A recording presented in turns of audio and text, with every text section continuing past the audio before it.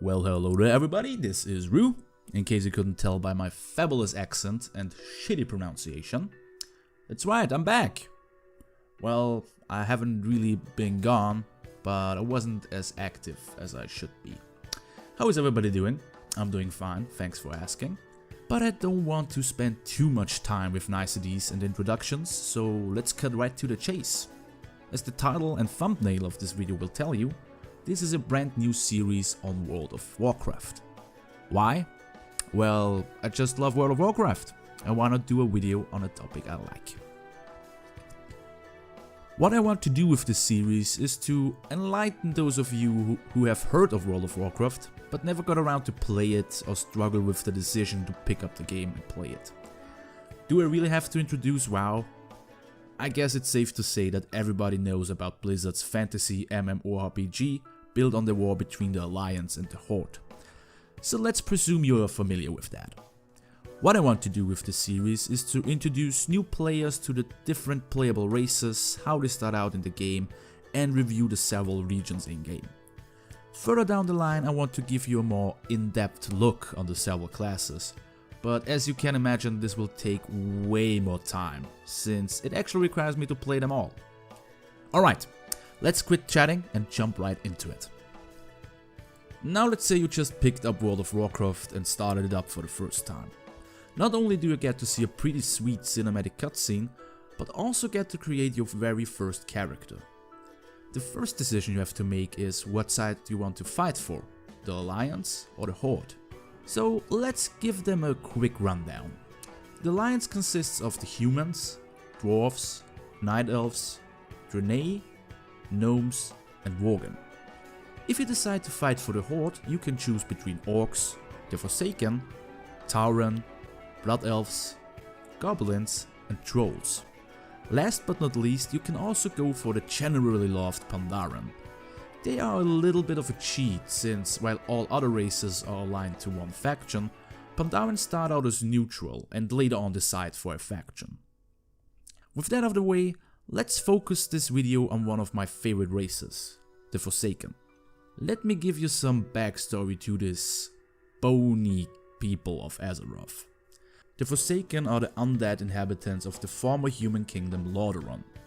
After the Lich King Prince Arthas Menethil killed his father and laid waste to Lordaeron, he decided to raise his victims as undead soldiers, bind them to his will, and use them as mindless zombie killing machines.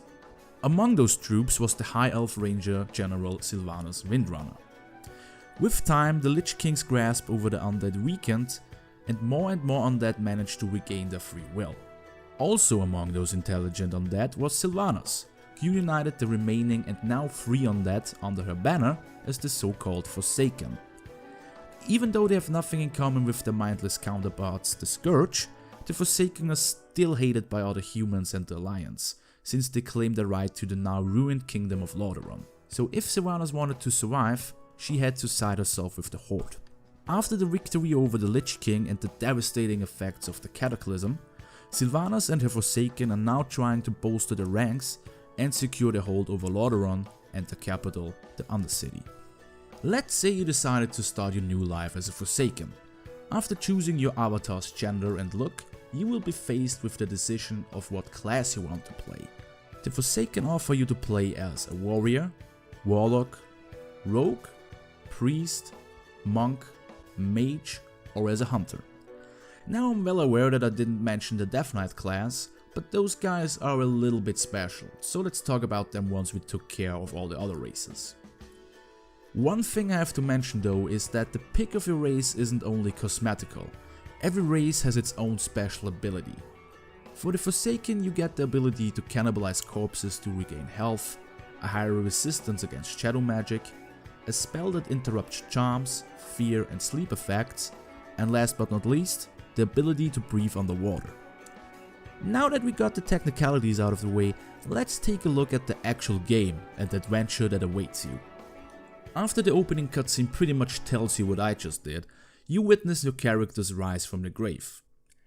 The so-called Valkyrs are helping the Forsaken to reanimate the corpses of fallen soldiers without having to tempt with necromancy. Now you could either stay here in the Tirisfal Glades or embark into other regions. it's your freedom to choose. If you decide to stay in Daphne Village, you first have to get your bearings over your new situation and are promptly tasked to deal with other newborn Forsaken who weren't as lucky as you. You're also introduced to 3 other new Forsaken, Waldred Morai and Marshal Redpath. Redpath is of note since you later run into him again as he is trying to create his own branch of Forsaken, the so-called Rotbrains. No Manest Omen with these guys and you just kill them. What else? More important though is the 3rd Forsaken in the bunch, Lillian Was, a young woman who can't really get over her new life as a Forsaken. Weirdly enough, even though she resents the Forsaken, she's pretty quick to praise Sylvanas. Victory for Sylvanas. Maybe Blizzard wants to change that. You will spend most of your time in Daphne Village with cleaning up the remaining Lich King forces, dealing with the Scarlet Crusade, and trying to help Lillian Was with her new life as an undead. After a good day's work, figuratively speaking, you'll journey further into the Tirisfal Glades. The main focus of the story shifts to your fight against the Scarlet Crusade and their, well, crusade against the Forsaken. You may have no idea what this whole Scarlet Crusade business is about, so let me help you out with a little introduction. After the before mentioned Lich King conquered Lordaeron and destroyed the kingdom, there was only one faction of the kingdom left to fight the undead, the Scarlet Crusade. The Scarlet Crusade is a religious order dedicated to bringing the holy light back to Lordaeron and eradicating everything undead from the world. As you can imagine, they don't like the Forsaken pretty much since they are, you know, undead zombies. Even though the main force of the Scarlet Crusade was destroyed in the past couple years, a small fraction is still active and stationed in Tirisfal and in war with the Forsaken. An interesting part of your fight against the Scarlet Crusade is your reunion with Lillian Was.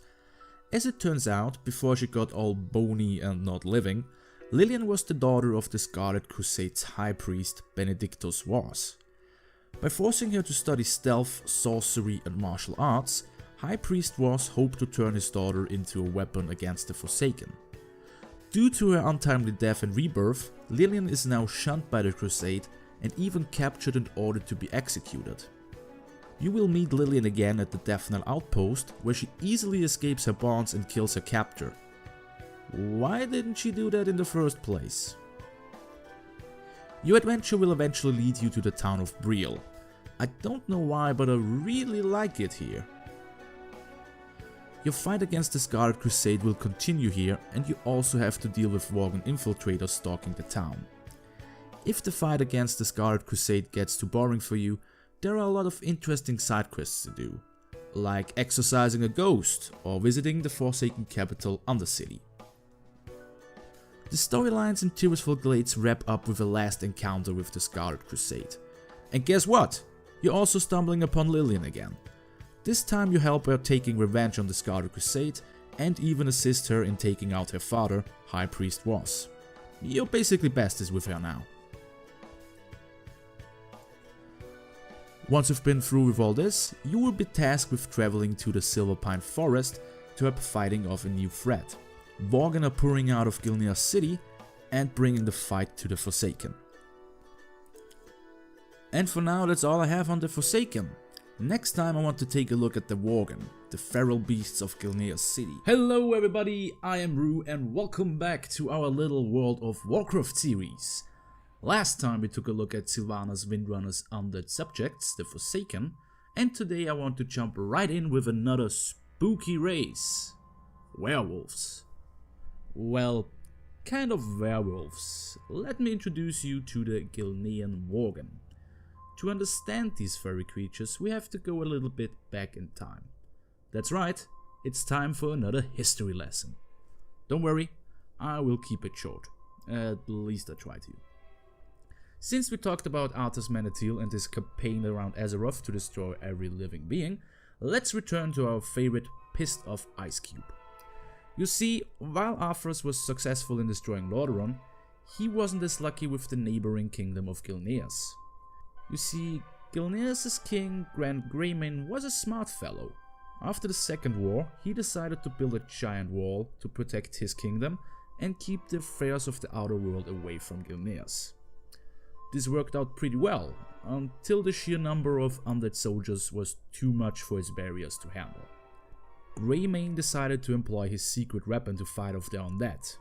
He tasked his archmage Arugul to deploy the so-called Worgen, people transformed into wild, mindless beasts due to an ancient curse.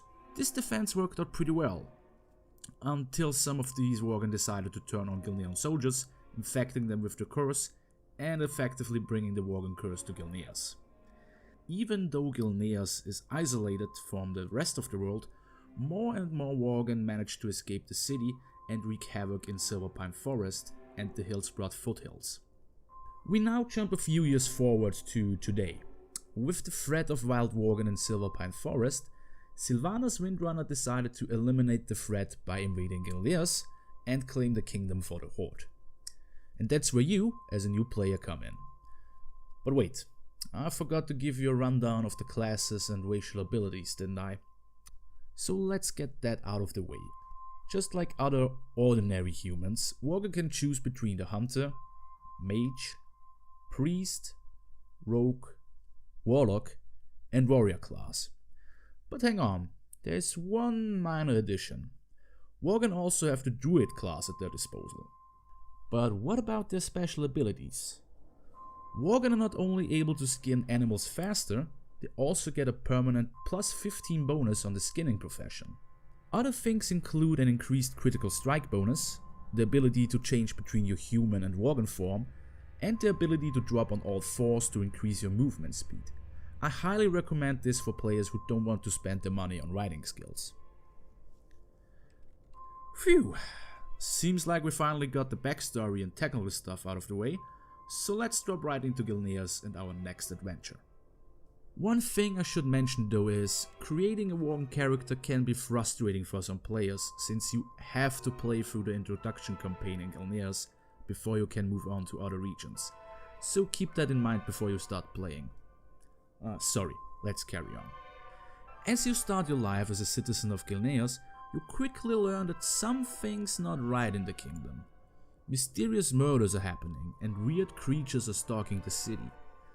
Just as you investigated one of those murders by the behest of Prince Liam Greymane, all hell breaks loose and a sheer endless number of Worgen are attacking the city.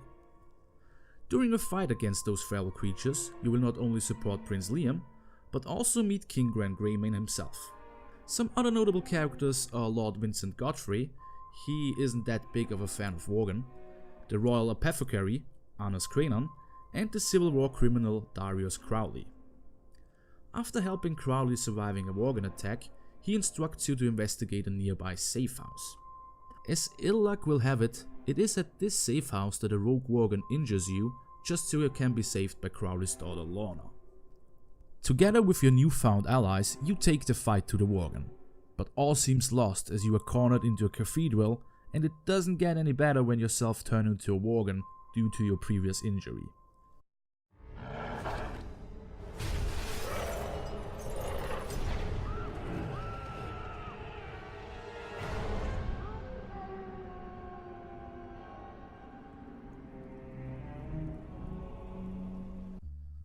Now transformed into a Worgen and cursed to roam Gilneas as a mindless beast, King Greymane and Anus Cranon manage to capture you and administer a special potion. This special potion allows you to regain your senses and move on to more important business. And that's just in time, since if the Worgen weren't enough, Sylvanas' troops are now invading Gilneas. You will spend a good amount of time fighting the Forsaken and helping out the citizens of Gilneas. This will give you a chance to get used to your new Worgen form and its abilities. Things get a little bit more interesting as you reach the Black World. Here you meet a group of Night Elf druids, giving you a little bit of backstory and hope of regaining your former self. They explain that the Worgen curse is caused by an ancient artifact, the Side of Elune, and that you have to recover said artifact before Sylvanas is able to grab it and use it as a weapon of mass destruction. All things said and done, the druids help you regain your former self, and you are now free to switch between your human and worgen form. And look at that! Greymane and Crowley are worgen too! There's something I just have to mention. It's only now that the worgen of Gilneas are able to change back into the human form. Then how is it, while you're helping out Grandma Wall, that she is able to turn into a worgen and back into a human? This takes place way before the Night Elves even show up. Boy, I really hope somebody got fired for that blunder. We slowly approach the end of the story as we are looking for a kidnapped Greymane who got grabbed by Lord Godfrey and his co-conspirators Walden and Ashbury. Walden and Ashbury are easy pickings, but before you can deliver Godfrey to justice, he decides to jump to his death.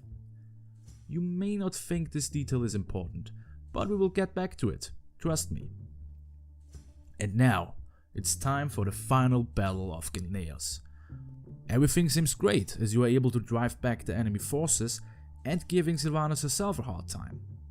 Just as you are about to deal the killing blow, the Dark Lady corners King Greymane, ready to kill him. Just for Liam to jump in between and sacrificing himself. Now demoralized and outnumbered by Horde forces, all you can do is to enlist the help of the Night Elves. After a timid tank battle and blowing up a gunship, Gilneas is still lost to the Forsaken forces. All that's left now is to leave Gilneas with your new allies. Now making your new home in Darnassus, you are finally free to embark on further adventures. You could stay in Kalimdor and start at the Darkshore, but if you want to travel to the Eastern Kingdom, I recommend you to take the Darnassian portal to Root Terran Village and board the ship to Stormwind. And that's all I have on the worgen for now. There is way more stuff going on during your time in Gilneas, but to keep this short and fair use, I won't talk about everything that happens in the game. Hey internet, what's up? This is Roo and welcome back to my review mini-series on World of Warcraft. Or should we call it World of Roocraft? Get it? It's my name and the world craft. Funny. So far we talked about the Undead Forsaken and the fluffy beasts, the worgen of Gilneas. Today we return to the Horde side of things and focus on its most iconic race, the Orcs. These guys are as essential to Warcraft as their human counterpart and Chinese gold farms. But who are these hulking, muscly dudes and ladies? Well, let's find out together. Now the backstory of the Orcs is a long and interesting one. Don't worry, I won't bore you with too much details, but there are a few things we have to discuss. First of all, Orcs are actually aliens. Yes, you heard right. They originate from the distant planet of Draenor. On Draenor, they lived a peaceful and shamanistic tribal life. But due to the corruption from the Burning Legion, really evil demon dudes, Orcs cast away their peaceful nature and transformed into the cunning warriors we know today. There's also some demon blood stuff that turned their skin color from brownish red to green, but that's not important now. What's important though is that these Draenor Orcs managed to build a dimension portal, the Dark Portal. And with this Dark Portal, they traveled to Azeroth to conquer the planet after they pretty much fucked up their own. From this point on, the Orcs and their allies were known as the Horde. This also leads into the first war between humans and Orcs and lays the ground stone for the conflict between the Alliance and the Horde. As you may know, the Horde lost that war and the remaining members were either pushed back to Draenor or kept in prison camps. Years after the second war between humans and Orcs, a young Orc shaman named Thrall manages to escape out of one of these prison camps. He also manages to liberate other prison camps and unites the now free Orcs in the new Horde. Thrall isn't that big of a fan of the war between Orcs and humans and goes for a more chilled approach. Now being the new war chief of the Horde, Thrall and his people travel to Kalimdor to escape the rising threat of the Burning Legion. Here Thrall not only finds new allies in the Dark Spiritual tribe, but also builds the Horde's new capital, Orgrimmar. He also names the new land Durotar after his dead father. As you can imagine, this didn't sit well with the Alliance, who has its posts all around Durotar.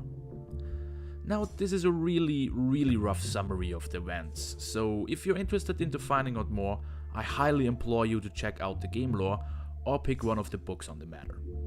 So let's jump ahead a few years to Today, Thrall decided to leave his post as war chief to investigate the cause and effects of the cataclysm. In his absence, he passed on the mantle to the young warrior Garrosh Hellscream, a war veteran and hero of the war in Northrend. Oh, look at that! I managed to sneak Arthas in there again. I love that guy. While the resources of Durotar are dwindling and the Horde is still reeling from the aftermath of its Northrend campaign, Garrosh is trying everything to ensure the Horde's survival. Oh, and Orgrimmar burnt down too. But I'm getting sidetracked again. So, before we jump into our adventure, let's take a look at the available classes and the Orc's race bony. The available classes include the Hunter, the Mage, the Monk, the Rogue, the Shaman, the Warlock, and the Warrior. Picking an Orc as your character also gives you a 1% bonus on your pet's attacks, a 20% reduced duration of stun effects against you, and a 15-second boost on your melee and ranged attacks. Great, so now that we got that out of the way, let's check in with our Orcish friend. Let me introduce you to Braxigor, a fledgling new warrior of the Horde. Braxigor's adventure begins in the Valley of Trials, where our hero has to prove his worth by exterminating vermins, fighting giant scorpions, and punching defenseless peons. But it's not all fun and games. During his time in the valley, our young hero is alerted to the presence of human spies. As we find out, these spies are operating under the banner of the Northwatch Hold, the current alliance base of military operations in Kalimdor. After dealing with those spies, Braxigor is tasked to travel to the troll village of Sen-Chin, not only to warn them about the sneaky humans, but also to offer the tribe his help. During his stay in Sen-Chin, Braxigor discovers a nearby Northwatch camp and manages to disrupt the supply stream and destroy the battle plans for the nearby village. After he earned the respect of the Darkspear trolls and helping them with their human problem, we follow Braxigor along to the small post of Razor Hill.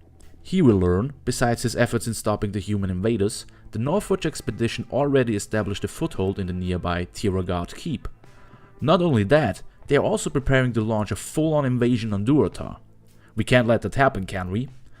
They are pretty much dealt with after Braxigor takes out the captain. If you are interested in what happened to the Northwatch next, let me enlighten you. The keep was later destroyed by Horde forces aided by lava elementals. Go Horde! But humans aren't the only problems our hero has to deal with. After Deathwing's return and the resulting cataclysm, a huge portion of Durotar was either destroyed or flooded. It's up to us to take care of the situation.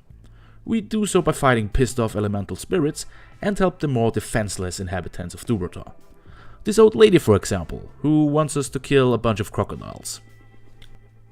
Braxigor also runs into a secretive splinter group of the Burning Blade clan. Although most of the Burning Blade joined the new Horde on the Thrall, a secret group of warlocks decided to do their own thing and sided with the Burning Legion. Remember what I said before? These guys aren't that nice as you may think. Together with our hero, we managed to uncover a secret hideout and follow the Burning Blade's trail to the capital city of Orgrimmar. With the help of Nehru Fireblade, we are able to identify the warlocks as the real deal, and are promptly sent to the Northern Barrens for further investigation. But while we are here, why don't we talk a little bit about Orgrimmar? Now, a lot of people complained over the new design of the city after it almost burnt down, but I don't really mind it. It has a more martial feel to it. While you are here, you can spend your time with such fun activities like spending a ridiculous amount of gold on toys, getting together with another adventurers to clean out the Ragefire Chasm dungeon under Orgrimmar, or visit the War Chief. Hang on, that's not Garrosh Hellscream. Oh, that's right, Sylvanas Windrunner is the current War Chief. Forget all that, we get there sooner or later. Now with the threat of human spies and secret societies out of the way, Braxigor is ready to move on to greater adventures. With an enlistment letter in his pocket, he sets out to the Northern Barrens. And this is where Braxigor's tale ends, for now. To me, the Orc starting area is a pretty interesting one. Not only do you get to see the conflict between the Horde and the Alliance at first hand, you also get a feel for the after effects of the Cataclysm. This can be interesting for returning players who stopped playing before the Cataclysm add-on dropped. Of course, there are more quests that I didn't touch on. For example, that one time you were transformed into a ghost wolf. or the other time where the game made a poop joke. What's that smell? Oh, bad dog.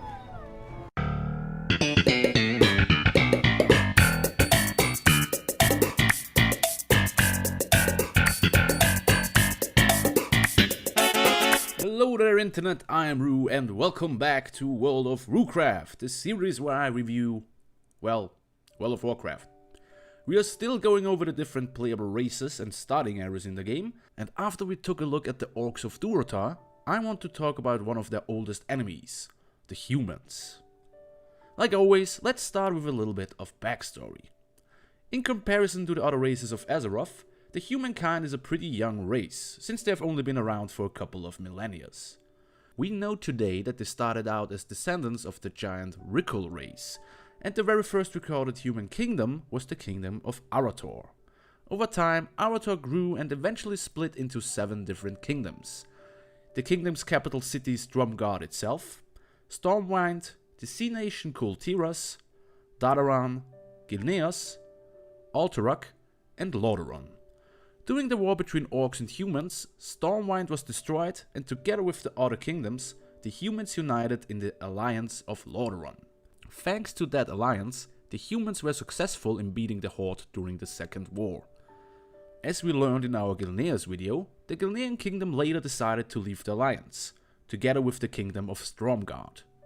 Things started out to look pretty bad as a mysterious plague killed a huge population of Lordaeron. This eventually led to the destruction of the kingdom and the death of Teradas Menethil by the hands of his own son, Arthas Menethil. That's right baby, there he is again! During the Third War between the forces of Azeroth and the Burning Legion, the kingdom of Stormwind rose in influence and power and remains to be the capital city of the Alliance to this day. And this brings us to today. It's not looking good for Stormwind.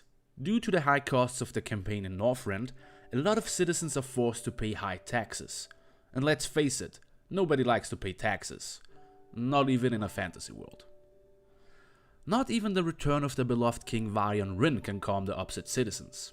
And to make matters worse, a returning Deathring laid waste to Stormwind itself. Due to this, a lot of people were forced out of their homes and onto the streets. It's only logical that people aren't happy right now. To help keep the peace in Stormwind and the surrounding Elven Forest, Stormwind is sending out recruits to the nearby Northshire Valley. And that's where you come in. But wait, we haven't talked about the available classes yet. Humans offer you to play as one of the following classes: Hunter, Mage, Monk, Paladin, Priest, Rogue, Warlock, and Warrior. The human race boni include a 10% bonus on repetition gains, a spell to remove stun effects, and a 2% boni on all secondary statuses, no matter the source. Now let's get back to the game. If you decide to start out as a new human player, you will start at the aforementioned Northshire Valley. Here you will be greeted by Marshal McBride. McBride gives you a quick rundown of the current situation.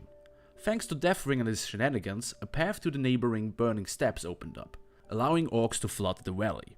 It's your task now to fight the invading forces. Yeah, those spies aren't doing a great job.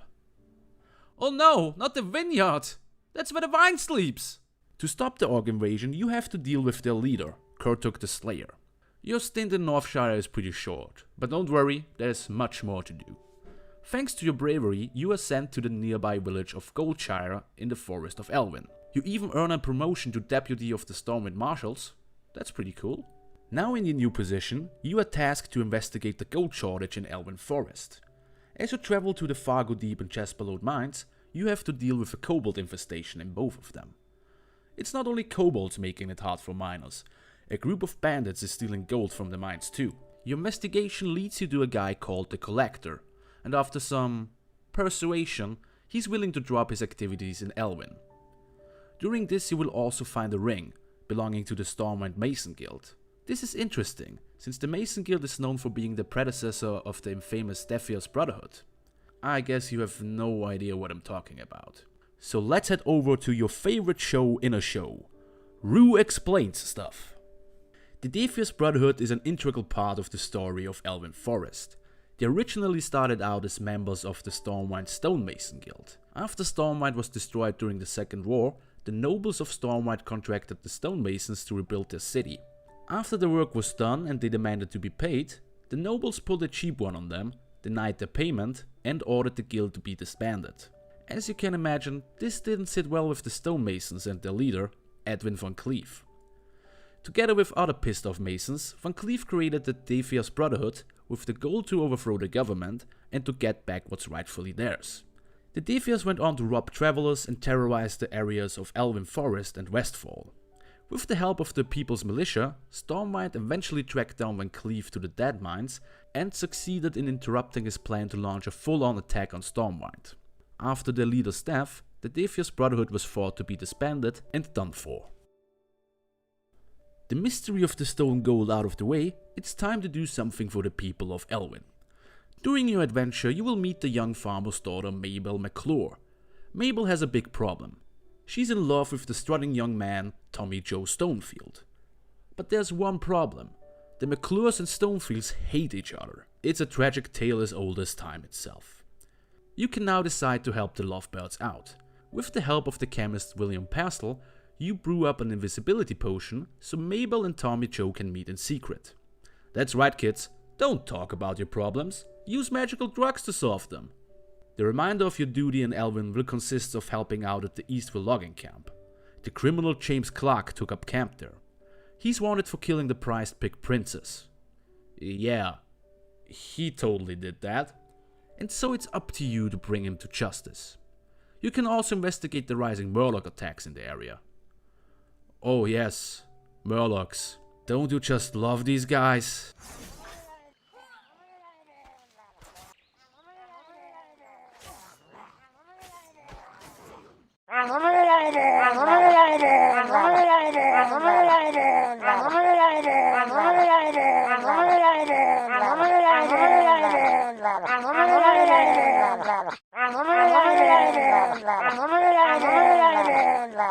Your adventure in Elven Forest will come to an end with your last big assignment.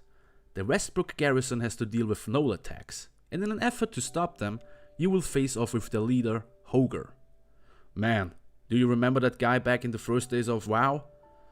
Whew, he's still a piece of work, but at this point you should have no problem with the furry fuck. And that's pretty much all it is to do in the Forest of Elwyn and Stormwind. From here on you can either travel to Westfall or the Redridge Mountains to continue your adventure. In my personal opinion, the human starting area is a mediocre one. I felt the conflict between orcs and humans fell a little short, and the remaining quests felt a little bit too formulaic. On a positive note, questing and leveling in Elwyn works pretty fast, so if you're not interested in the whole story, it doesn't take too long for you to progress far enough to move on to a higher level area. Hey internet, what's up? This is your buddy Roo and welcome back to World of Roocraft. Our little review series on World of Warcraft is still going strong, and after we talked about the human kingdom of Stormwind and the Elven Forest, I want to bring your focus back to the Horde.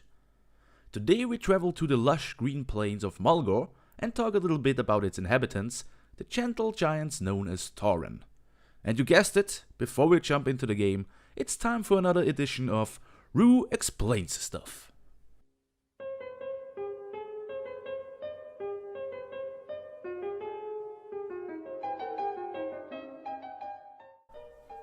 The Tauren are descendants of the Yongle race, giant bovine humanoids who made their home in central Kalimdor, where they lived in close ties with the demigod Cenarius.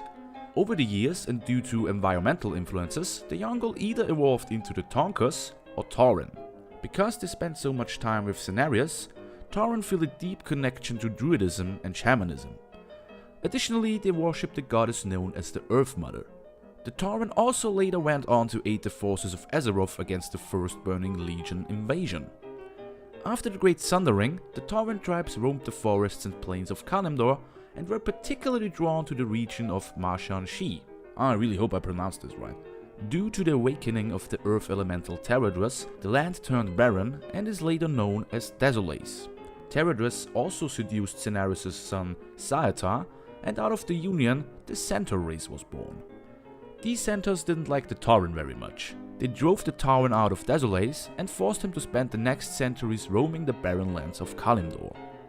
But things started to look up after Cain Bloodhoof had an encounter with the Orc war chief Thrall, who agreed to help the Tauren to drive back the centaurs and claim the land of Mulgore as their own. Cain united the remaining Tauren tribes, and together they built the Tauren capital of Thunderbluff. The Tauren did not only help the forces of Azeroth to beat the Burning Legion during the Third War, they also decided to join the Horde. To this day, Tauren are known as spiritual leaders and teachers due to their deep connection to nature. And this brings us to today. Even though most of the Tauren tribes live in peace with one another, there is one tribe not really happy with Cain Bloodhoof's leadership, the Grim Totem tribe. Wrongfully thinking that Garrosh Hellscream sabotaged a peace meeting between Tauren and Night Elves, Cain challenged the war chief to a Mak Gorah, a fight to the death for the title of war chief. Even though he was the more capable fighter, Cain lost to Garrosh and was killed by the war chief. As it later turned out, he only lost due to the Grim Totem's interference. Magarfa Grim Totem, the tribe's matriarch, secretly poisoned Garrosh's weapon to help him win the fight. With the remaining Tauren tribes distracted by Cain's death, the Grim Totem seized the opportunity to overtake Thunderbluff and other major Tauren villages. Hungry for revenge, Cain's son Bane Bloodhoof rallied the remaining tribes, retook Thunderbluff, and banished the Grim Totems to the Stone Talon Mountains. Bane also became the new Tauren chieftain, and the Tauren were once again able to live in peace. And that's where your adventure starts. But before you can strap on your horns and roam Mulgore, we have to talk about the classes and race boni, of course. Tauren players are able to choose between the following classes: Druid, Hunter, Paladin, Priest, Shaman, Warrior, and Monk. The Tauren's racial abilities include a critical strike and healing bonus, an increased and sped up herbalism skill, increased stamina, a heightened resistance to nature damage, and the War Stomp ability, a spell to stun up to 5 enemies for 2 seconds. Phew, I guess that's enough explaining for now, so let's switch over to the game itself. Our adventure begins in the Red Cloud Mesa as one of the Tauren Braves. Braves are coming-of-age Tauren who have to go through a series of rites to gain the blessing of the Tauren goddess, the Earth Mother. Here we are faced with our first major problem. The Krillbot tribe is using the after effects of the Cataclysm to swarm the Red Cloud Mesa, and they are trying to transform the land to create a new home for themselves. Man, I am talking a lot about Deathwing in these videos. Our first order of business is not only to fight back the little piggies, we also have to free our braven friends and undergo the rite of bravery. To pass this rite, we have to retake rifles the Krillbot stole from us. A bipedal pig with a gun. I think I just saw everything now. We conclude our time in the Red Cloud Mesa after killing the Krillbot's leader during the Rite of Honor. To progress further, we use some magical water and transform into a birdie. This gives us a nice opportunity to get a glimpse of Mulgore before we arrive in our new stomping ground, the Bloodhoof village.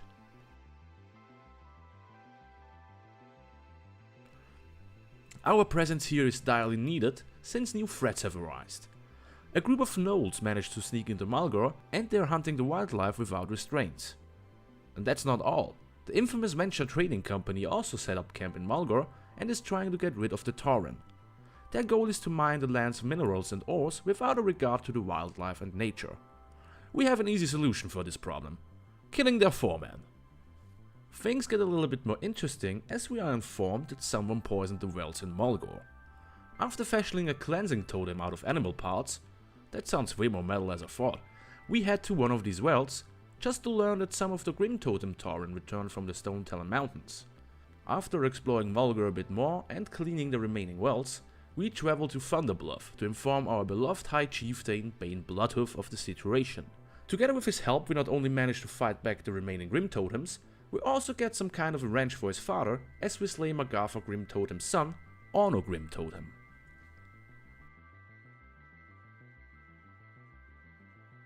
Peace finally returns to Mulgore, and in the progress, we also pass the remaining rites of the Earth Mother. After a little chat with a ghost at the Red Rock, we gain the Ancient's blessing and become an official member of the Guardians of Mulgore. With our work done here, we meet Bane for the last time and head over to Orgrimmar to further our adventure. Sadly, that's all there is to talk about the Tauren and the starting area Mulgore. As usual, there is a lot more to the Tauren and the homeland. There are more smaller quests you can do to enrich your experience. The quest about Cal the dog, for example. Do you want to do this quest? Just look at it! The doggy is dancing! He's dancing! I don't know what it is, but I really enjoyed my time with those horny giants. Maybe the shamanistic lifestyle and respect for nature remind me of the old American tribes. It didn't take too long for me to progress through Mulgore and its quest. It was interesting to see how the relation between the Grim Totem and the other tribes developed. But there are a few things I have to nag about. First of all, the sheer scale of Mulgore can make running around pretty tedious if you're not in possession of the Heirloom mount. You also won't be able to leave Mulgore until you finish the Grim Totem questline. And maybe the worst thing of all, there is not a single mention of the war in Northrend. How am I supposed to get an Arthas reference in there? Come on game, get your shit together! And that's all I have for today. Next time we take a look at one of the oldest races in Azeroth, the Night Elves. Hey internet, what's up? This is your buddy Roo and welcome back to World of Roocraft. Wow, we are blazing through these reviews, aren't we? After we checked out the Tauren race in our last video, let's move on to one of the oldest races in Azeroth, the Night Elves. Let's get the technicalities out of the way first, shall we? Should you decide to play as a Night Elf, the game lets you decide between the following classes: Druid, Hunter, Mage, Monk, Priest, Rogue, and Warrior. The racial boni of the Night Elves include the ability to melt with the shadows. This allows you to remain in stealth as long as you aren't moving, a 1% reduction of nature damage against you, the ability to take on a wisp form upon death, and increased movement speed while being dead. A 2% increase in movement speed, and a 2% increased chance on dodging melee and ranged attack. And last but not least, the Touch of Elune ability, which increases your haste status by 1% during the night, and increasing your critical strike status by 1% during the day. That's pretty neat. Glad we got that out of the way, so let's start with the backstory of the Night Elves. And oh boy, it's a long and complicated one, but I'll try my best to give you a satisfying abridged version of it. That's right, it's time for another edition of Roo Explains Stuff.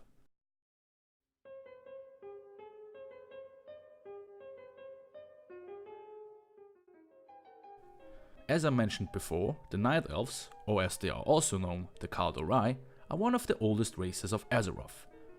A long time ago, as Azeroth was one big supercontinent, a group of humanoid creatures discovered a mysterious well right in the middle of the continent. The magical powers of this Well of Eternity transformed these humanoids into the first Night Elves. And here's something you might not know: those creatures I mentioned were actually a tribe of dark trolls. While studying this power source, they came to the belief that the moon goddess Elune was living in the well, and also started to worship her. They still do so to this day. Some time passed and the Night Elves built their kingdom around the well. The Night Elf civilization was booming thanks to the well's magical powers. The population eventually divided into the Royal Highborns, also called Kaldorei, and other lower-born castes. I don't know why I'm doing air quotes. But the well also attracted other, more evil beings. The fallen titan Sargeras, the leader of the Burning Legion, managed to corrupt the Night Elf Queen Azshara and used her and her royal mages to create a portal for him and his legion. Enter the young Kaldorei druid Malfurion Stormrage, his brother Illidan Stormrage, and the moon priestess Tyrande Whisperwind. When Illidan became addicted to the well's powers and aligned himself with Azshara, Malfurion and Tyrande figured out that something was fishy as more and more demons came through the portal.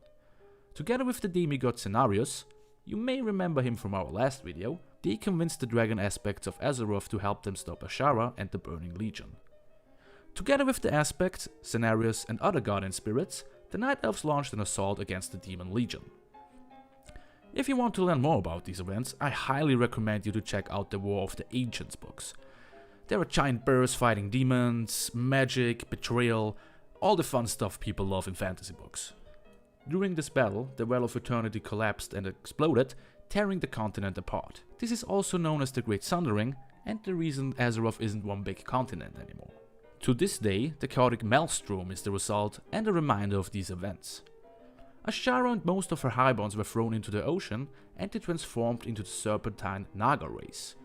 We will talk more about these guys eventually, but with this knowledge it makes much more sense that they hate the Night Elves so much. The surviving Kalderae were now faced with the problem of building a new home for themselves.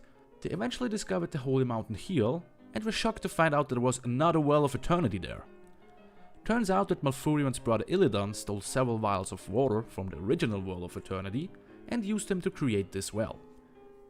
For his betrayal, Illidan was apprehended by his brother and condemned to spend eternity in the so-called World of Wardens. To prevent the return of the Burning Legion, the Dragon Aspects gifted the Night Elves the first World Tree, Nordrassil. This tree held the power of the 4 Dragonflights, not only allowing Night Elf druids to enter the Emerald Dream, but also gifting them immortality. For the next couple of millennia, the Night Elves managed to live in peaceful isolation. This peace was disturbed as Orc refugees from the Second War reached Kalimdor and tried to establish a foothold in the land of Ashenvale. This forced the Night Elves out of hiding. During the Third War and the Legion's attack on Azeroth, the World Tree Nordrassil became a target for Sargeras and his minions. In an epic battle between Malfurion and the Legion's general Archimonde, it happened that Nordrassil got destroyed. The Night Elves were now suddenly faced with having lost their immortality. Somewhere along the way they also aligned with the Alliance.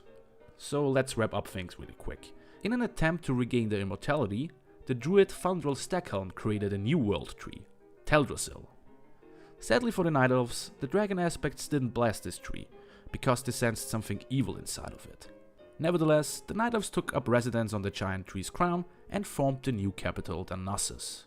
And this finally brings us to today. After Malfurion's Stormrage returned from his captivity in the Emerald Nightmare and the Burning Legion was fought back once again, it was thought that the Night Elves finally caught a break. This turns out to be wrong, since fel-corrupted creatures are still roaming Teldrassil. Plus, the return of Deathring caused more problems within the World Tree. Of course it does. This guy is somehow responsible for almost everything. He's almost as bad as Arthas. Ooh, yeah. Name drop. Ooh, yeah. Arthas is the best. Ooh, yeah. Bazinga, got you. Yeah, yeah, yeah. I'm sorry. Let's move on. As a new Night Elf recruit, we start our adventure in the small village of Shadowglen. Things start off pretty innocent, as we spend a huge amount of time helping out other people and try to figure out the source of the ongoing corruption. It starts to get interesting, as we trace a cursed totem to the Thorlborg Nalpine tribe. After investigating the village of Starbreeze, we not only learn that the Nalpine really went cuckoo, they also attacked a group of druids, called the Druids of the Talon. These druids are trapped in the Emerald Dream, and their absence is believed to be the source of the corruption. We devise a plan to free these poor subs by traveling to the Banefil Barrow Den. Here we are looking for the so-called Artifacts of Awakening, and help out a guy named Oben Rageclaw. Oben was attacked by the Nalpine shamans in Banetil and got his spirit ripped from his body. But don't worry, he seems pretty chill with being dead. The Nalpines now use him as a guard dog. I mean, guard bear. But be careful when navigating the den, since its labyrinth-like halls can be very confusing. Good thing we brought a sentinel hunter with us who we can use as a magical GPS. All that's left to do after collecting the Artifacts of Awakening is to kill the Nalpine leader, Urzal the Mauler, and wake up the Druids of the Talon. Oh, look at them fly. Isn't it beautiful? Now everything should be fine and dandy, right? Sadly, no. Even though the Druids of the Talon returned, there is still corruption deep within Teldrassil. To figure out what's actually going on, we have to travel to Moonwells scattered all around the World Tree. Here we get some valuable history lessons. Don't worry, I won't talk about them. After what felt like forever, we finally reached the last Moonwell and uncover the truth behind the corruption. You see, after Malfurion Stormrage returned from the Emerald Nightmare, the Dragon Aspects Alexstrasza and Ysera showed up to give the tree their blessings. This caused the remaining corruption in the tree to come to the surface so the tree can finally be healed. To deal with this problem once and for all, we are imbued with the power of Elune and sent out to fight against the corruption. This finally saves the World Tree. Hooray for us! Our little adventure concludes with a voyage to the Night Elf capital Darnassus. Here you can not only meet up with Tyrande Whisperwind and Malfurion Stormrage, you can also meet up with our new Gilnean friends. I know, there wasn't that much to talk about in this video, and that's one of the problems I have with the starting area of the Night Elves. Okay, the storyline involving the Druids of the Talon and the Moonwells is pretty fun and great for lore lovers, but the rest of the quests felt a little bit too cookie cutter. I know this is a MMORPG and all the quests can be boiled down to the same formula, but I expected a little bit more from it. It's just, oh, look at these Groot wannabes, they are evil, go ahead and kill them. Oh no, look at that, they're harpies and they're different than us, go kill them. Those quests felt a little less impactful, if you know what I mean. There are some fun things to do though. You can help out the Sartyr's son Falhoof with his evil schemes, or you help this guy out to get his lucky charm back. Or you can just take in the scenery of Teldrassil. Wait, you weren't supposed to see that. How did that get in here? I need this for work. Don't judge me.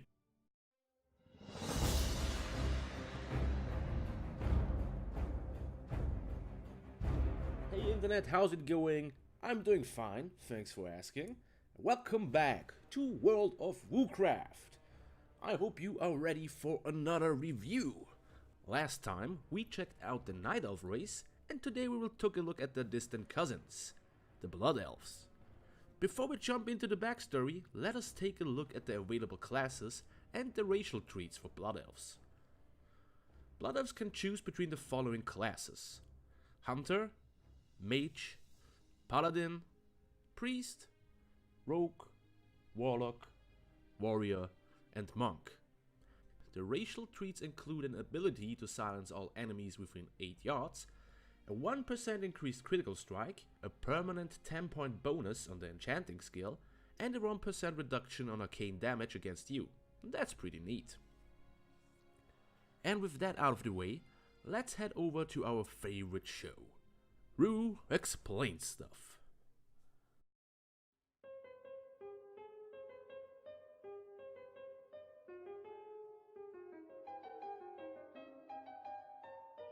Cast your mind back to the distant past. Do you remember our little video on the Night Elves? The one where I misspelled Night Elves. Yeah, that one. I told you in that video that after the Great Sundering, the Highborn were looking for a new home.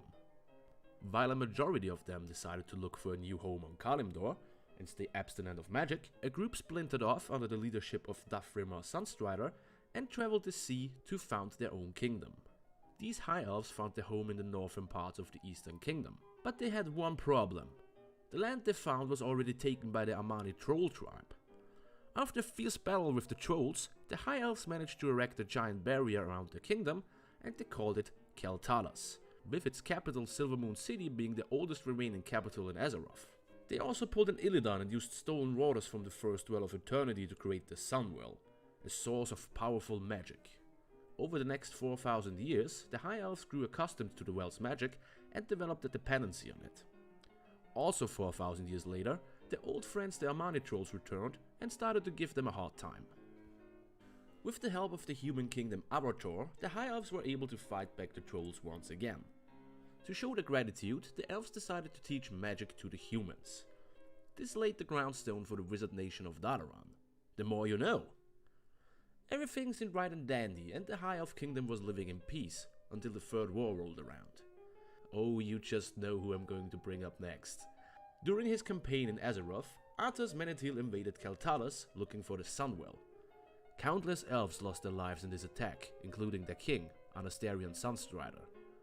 Arthas used the Sunwell's power to resurrect the Lich Kel'Thuzad, corrupting the well in the progress. As Anastarian's son, Kel'Thas Sunstrider returned to Silvermoon, he not only learned about the gruesome fate that befell his kingdom, he also had to destroy the Sunwell due to its corruption. In an effort to honor their fallen comrades, Kel'Thas renamed his people to the Blood Elves. Now I often hear that people demand that Blizzard include the High Elf race into the game. They are already there. Blood Elves are High Elves, just with a different name. Sorry, I had to get that off my chest. Kel'Thas and his people later joined the forces of Azeroth in their effort to defeat the Burning Legion. Even though the Blood Elves built arcane sanctums all around Kaltalos to siphon off the ley energies of the land, this wasn't enough for some. In a search for a new power source, Kaltas traveled to the distant Outland with a promise to lead his people to paradise. The Blood Elves later also joined the Horde during the Burning Crusade. And this brings us to today. Kaltas was actually able to find a new power source for his people. Using the mana forges of the Outland, he gathered enough power to reactivate the Sunwell. But oh swerve! As it turned out, Kaltas was now working for the demon Kil'jaeden, and Kil'jaeden was using him to create a portal so he could set foot on Azeroth. A group of brave adventurers managed to stop the now mad Kaltas and banished Kil'jaeden. After all of this, the Draenei prophet Velen used the power of a dying Naru to reignite the Sunwell, and everything was great once again. Not only was the Sunwell reactivated, the power of the light also started to heal the Blood Elves from the arcane cravings. And that's pretty much all we have to know before we jump right into the game. So, let's go! Our adventure starts at the Sunspire on the Sunstrider Isle. Like always, we start out with helping our fellow Blood Elves. The game gives us a little bit of insight on the Blood Elves' hunger for magic and how the nature and wildlife transformed due to the arcane experiments. We even get a little bit of a history lesson as we drop by a shrine dedicated to Duthrimar Sunstrider. Plus, we also get a first look at the Wretched, Blood Elves who gave into their addiction and overindulged in magic. Our next stop is the Falconwing Square in the ruins of Silvermoon itself. We fight a little bit more against the Wretched. They don't take up too much screen time, so don't get too used to them. We also have to decommission a bunch of crazy protector robots. That's right, this game has magical robots. Or should we call them mana swords? Any other Power Ranger fans here? No? Hello? Is that thing even on? Do you remember the arcane sanctums I mentioned before? We will spend a huge amount of time with those. Our first order of business there is to deal with a malfunctioning sanctum.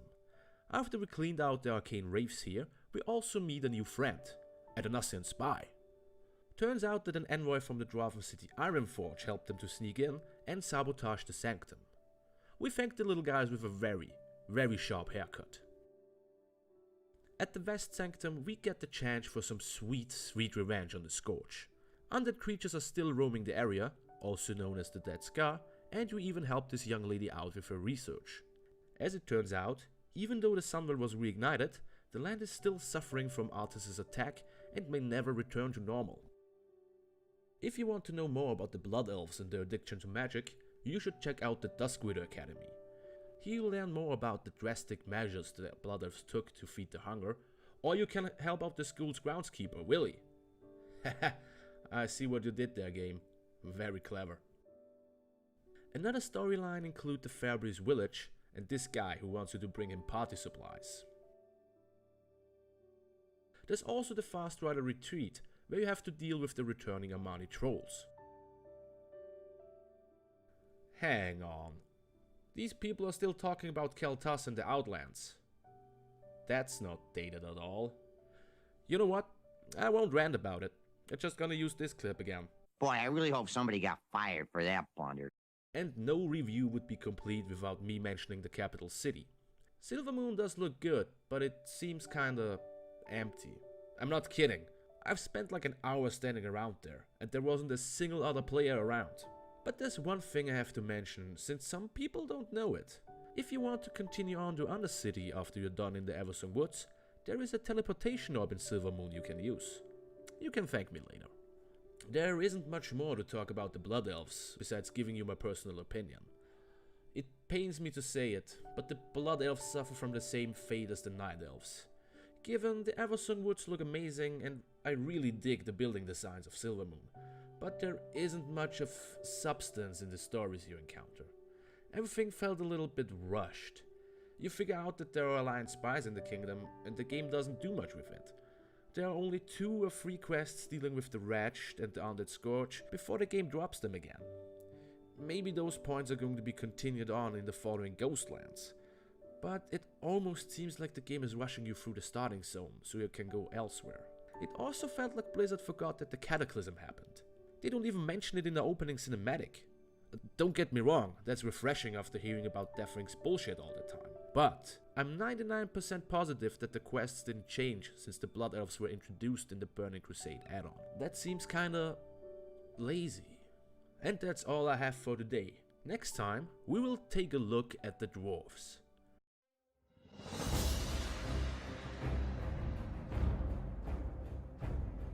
Hey internet, what's up? Welcome back to World of Warcraft. This is review number 8, and today I want to introduce you to another Alliance race, the dwarves. That's right, today we are talking about these brave little beardy heroes. Before we head over to the backstory segment of the review, let me tell you about the available classes and racial traits of the dwarves.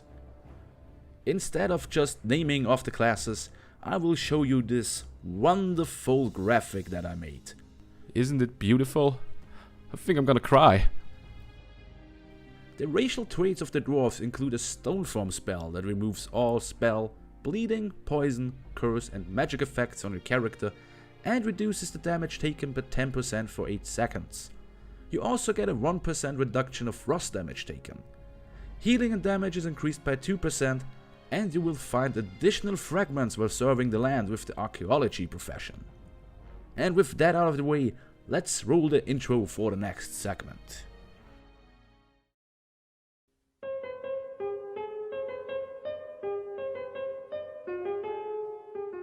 You may not know it, but the backstory of the dwarves is deeply intertwined with the creation of Azeroth itself.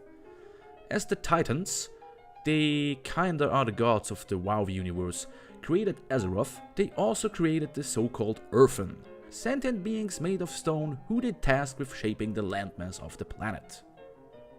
Enter the Old Gods. Really evil dudes. These old gods were trapped in Azeroth by the Titans, and to get back at them, they laid the curse of flesh upon the Earthen.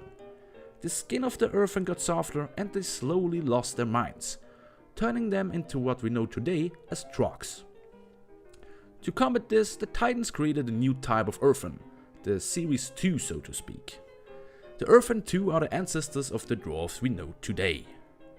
After the Great Sundering, these Earthen went to the remaining Titan cities of Uldum, Ulduar and Uldaman to go into hibernation. Millennia later they woke up again and had to learn that they not only lost their power over stone, but that their skin smoothed out and turned fleshy. Some of these dwarves went to Northrend and later evolved into the Frostborn dwarves, while the rest of them went to the Eastern Kingdoms and founded the city of Ironforge. Here they lived united in one giant clan, the Ironforge clan. Like the dwarves of today, these dwarves were very savvy in mining, weaponsmithing and technology. Not only did they help out the humans in their effort in the First and Second War, they also created such powerful weapons as the Ashbringer. About 200 years ago, the dwarves stumbled upon the gnomes, another race afflicted by the curse of flesh. Due to their shared love for technology, they quickly became allies, and the dwarves even helped the gnomes to build their capital, Gnomerigan. Don't worry, we will talk about the gnomes too, just not in this video.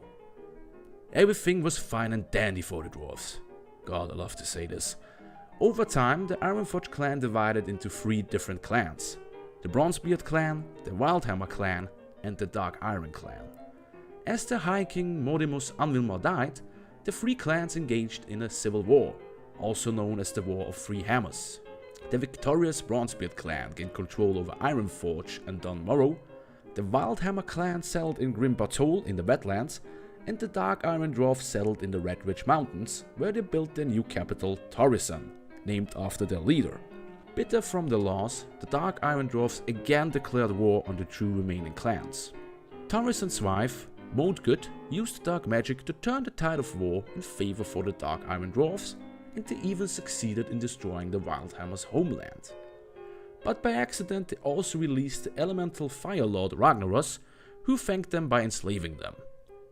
Another side effect to the dark magic was the loss of their humanoid form and the transformation to a more reptilian-like physique. The Wildhammer clan eventually made its new home in the hinterlands, where they found the city Airy Peak. While a lot of Dark Iron Dwarfs are still enemies of the other clans, there is a splinter group called the Taurian Brotherhood who is reaching out to the other clans. And that brings us to today. Guess what? We are talking about Deathwing again.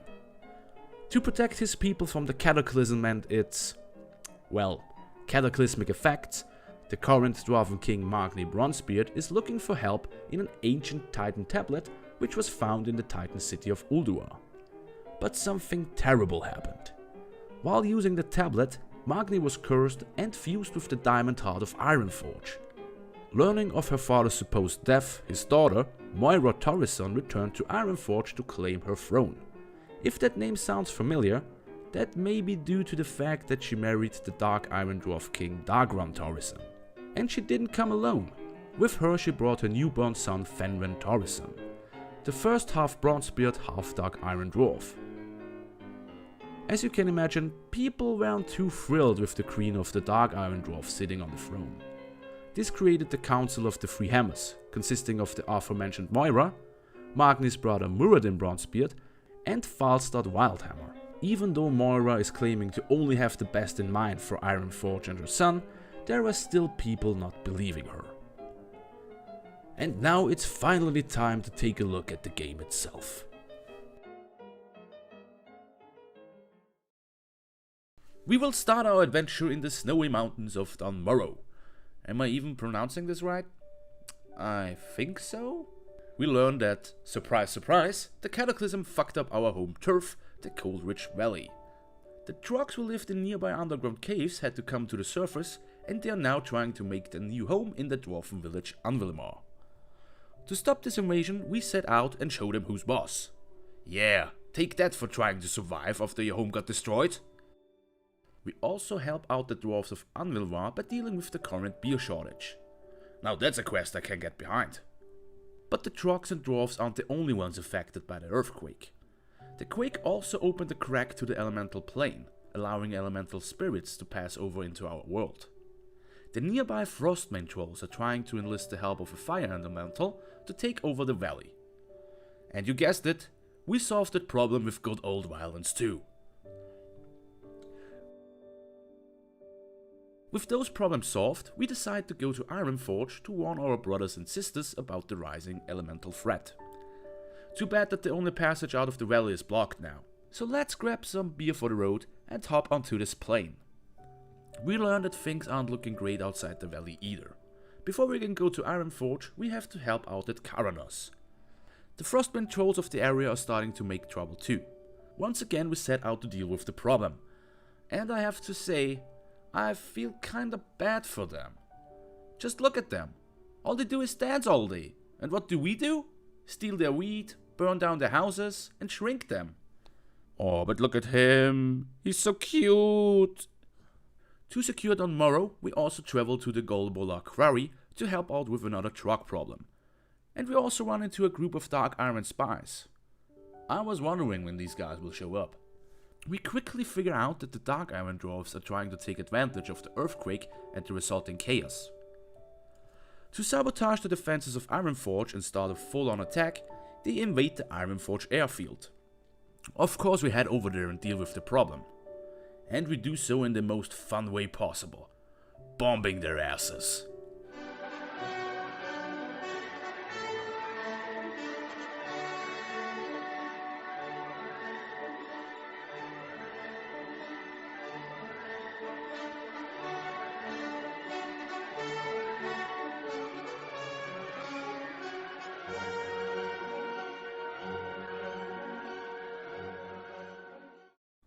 After disposing of the invading forces' leader, we can finally head to Ironforge to warn the Council of Three Hammers and confront Moira with the attack mounted by her people.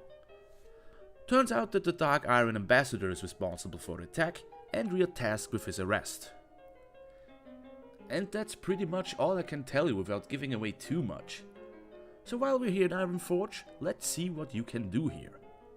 We already dropped by the Council of Three Hammers and said hello to Moira's son. Yeah, that certainly looks like a baby. But Ironforge is offering so much more. You can hang out in one of the numerous taverns, drop by the gnomish Tinkertown and check out the Deep Run tram there. The tram is a fast way of transportation if you want to go to Stormwind. There's also the Hall of Explorers with its interesting exhibits. Plus, the heirloom vendor is there too if you want to get them. And last but not least, we can visit Magni Bronzebeard in his diamond tomb. To do so, all you have to do is to go to Old Ironforge. Just follow this way and he should be right here. Wait. Where is he? What? He came back to life as a talking diamond statue and just walked away? That's not supposed to happen until we reach the Legion add-on. Come on, Blizzard, that's the second time you make me look stupid. God damn it, Blizzard, I have it with your shit. Every time you pull this bullshit on me, I'm so fed up with it. To be serious for a minute, I actually really enjoyed the Dwarf Stoning Zone. But I have to mention that I'm a huge sucker for dwarves. Ever since I saw the first seconds of the first World of Warcraft trailer, I was a fan of them. Maybe I just identify with small, bearded, beer-loving people. So I may not be entirely neutral in this review. I had a lot of fun running through the snowy plains of Dunmorrow fighting trogs and trolls. All the quests somehow deal with the effects of the Cataclysm and build on one another, and that's a big plus to me. After finishing the starting zone, you feel like you have experienced the whole story, and you feel like you accomplished something. You fought back an Iron Dwarf invasion, and brought the dwarf responsible for it to justice. And that's all I have for today. Next time we will switch back to the Horde and the Goblins of Kazan. Hey guys, what's up? It's your buddy Roo, and I'm back with a brand new edition of World of Roocraft. Last time we talked about the dwarves of Ironforge, and today I want to talk about the goblins of Kazan. Right now there should be a nice little graphic telling you what classes you can pick as a goblin. I hope you like it. It took me almost a minute to put it together. Let's have a look at the goblins' racial traits. The goblins may have one of the most fun racial traits. It starts off tame with a 1% increase in your haste status and a permanent gold discount for every purchase. Things get more interesting with a personal bank teller and a permanent 50 points bonus on the alchemy profession. Things become really crazy with the rocket belt, which allows you to fire a barrage of missiles at your enemies, and last but not least, there's the rocket jump ability. One thing I have to mention before we start, just like with the Worgen, you won't be able to leave the goblin starting area until you played through the whole storyline, and that one can take up to 5 hours. So keep that in mind before you start playing. Great, so let's head over to the part you all love, the one where I explain stuff and mispronounce names.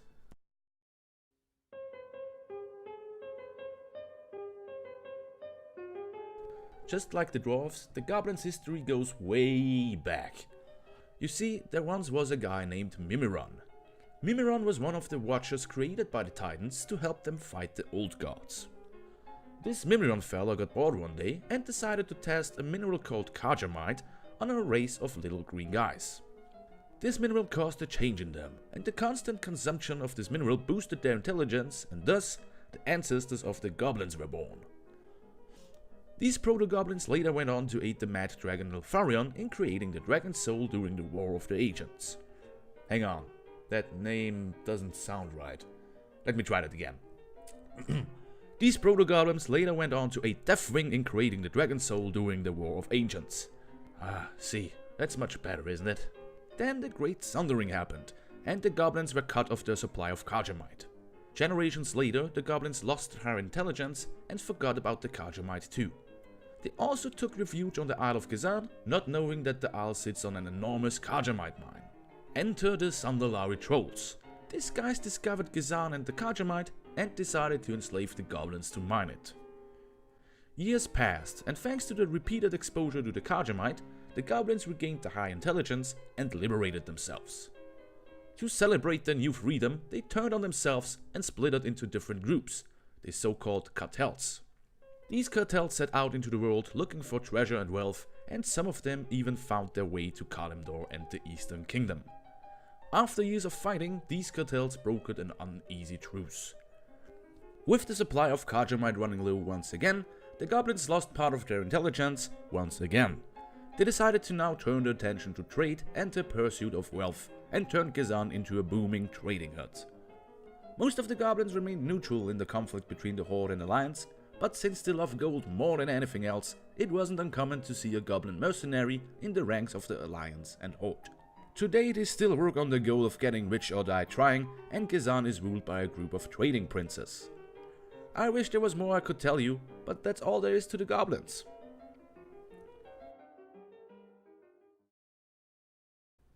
So I spent the last 20 minutes trying to figure out how to introduce our goblin character, and I just couldn't find the right words. What I got is this. We are part of the Bilgewater cartel and the CEO of the Kajaro Trading Company.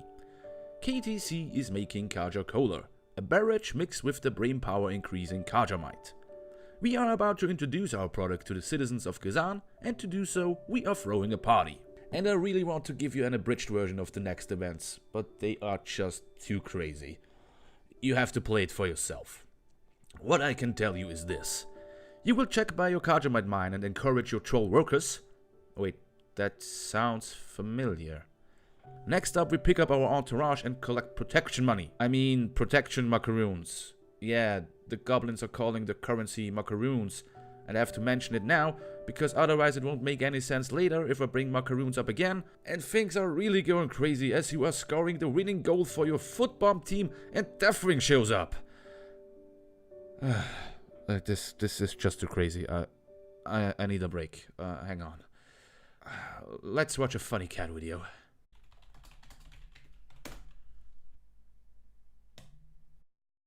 Cat, I'm a kitty cat, and I dance, dance, dance, and I dance, dance, dance. Cat, I'm a kitty cat, and I dance, dance, dance, and I dance, dance, dance. Cat, I'm a kitty cat, and I dance, dance, dance, and I dance, dance, dance. Cat, I'm a kitty cat, and I dance, dance, dance, and I dance, dance.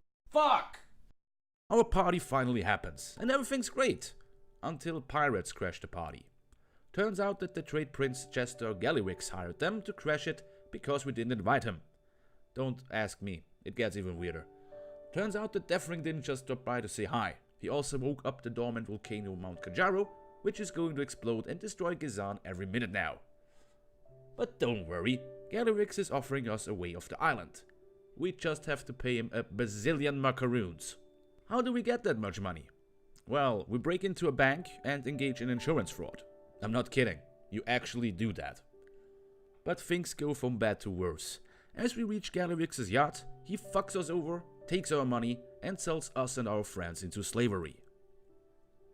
Now on our way to Ashara, our ship gets sunk as we get into a firefight between the Horde and the Alliance. Lost on an uncharted island, we now have to gather our bearings and fight for our survival. While exploring the island, we come across a dead orc and his journal. From this journal we learn that they also shipwrecked, and we set out to offer the surviving orcs our help. They gladly accept it and task us to recover a precious cargo which got lost in the firefight. And would you believe it? This cargo turns out to be Thrall. See, that's one of the things I really like about World of Warcraft. Blizzard manages to tell this overarching story throughout the whole game. Back in our Orc review we talked about how Thrall left Orgrimmar and his post as war chief to investigate the Cataclysm. And there he is, interacting with the goblins during this journey. I think that's pretty neat. But let's carry on. We decide to help the Horde in the fight with the Alliance, and after our work is done, we have to worry about a new problem. Trade Prince Gallywix survived the shipwreck too, and is now forcing our friends to work in one of the island's Kajamite mines. So we free our friends, and with the help of Thrall and a mecha suit, don't ask, we defeat the Trade Prince. Gallywix sees the error of his ways, and the Bilgewater cartel joins the Horde. Thrall also sends us to Orgrimmar to talk to Garrosh Hellscream and officially join him and his forces. Yeah, that isn't Garrosh. Oh, no, not again, game. You bamboozled me the last time. There we go. There he is. So what did I think about the goblins and their starting zone? I loved it. It's just so goddamn crazy. This was the first time I played as a goblin and I could kick myself for not having done it earlier. I mean, you get your own goddamn trike to cruise around Kazan, and you blow up your own building to commit insurance fraud. The chaotic and crazy nature of the goblins is perfectly captured, and I think Blizzard just went, you know what, fuck it, we just run with it. I could tell you about all the crazy stuff you do, but that wouldn't do it justice. So why don't you check out this little compilation I made for you.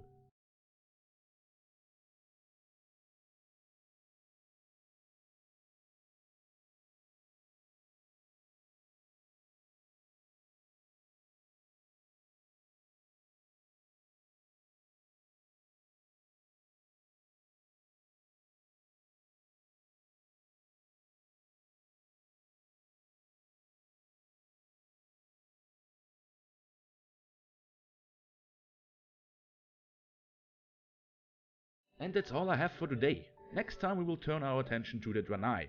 See? I finally pronounced them right. Hey guys, what's up? It's your buddy Roo, and I'm back with another review on World of Warcraft. Oh no, it's called World of Roocraft, sorry. Things are looking pretty good. We only have 4 races left we need to talk about before we move on to the different areas of Azeroth. And today I want to tell you about the Draenei. Before we jump into the history, let's take a look at the available classes. Another masterpiece. The Draenei racial traits include a 1% increase in shadow resistance, a 10-point bonus on the jewel crafting profession, a scaling increase in strength, agility and intellect, and last but not least, the gift of the Naru, a healing spell that heals the target for 20% of the caster's maximum health. With the technical stuff out of the way, let's head over to the backstory.